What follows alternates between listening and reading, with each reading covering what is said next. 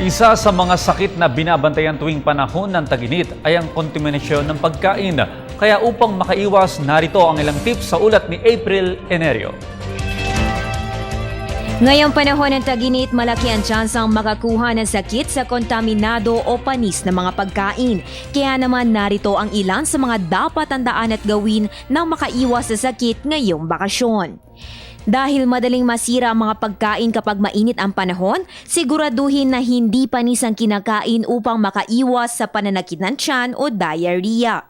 Mas mabilis mapanis ang mga pagkain kapag ito ay may kamatis o gata ng niyog, kaya naman siguraduhin lutong-luto ang mga pagkain na may lahok nito at huwag hahayaang nakakulob pagkaluto. Sa kanin, unang nasisira ang ibabaw o gilid nito, kaya naman kung nakitang basa-basa na ay agad na itong tanggalin. Ilagay agad ang mga sa frigidaire kung wala ng kakain upang maiwasan ang mabilis na pagkapanis ng mga ulam. Nagbabala rin ang Department of Health sa publiko kaugnay ng pagbili at pagkain ng botsa o double dead na karne pagkat maaari ito magdulot ng pagtatae o food poisoning.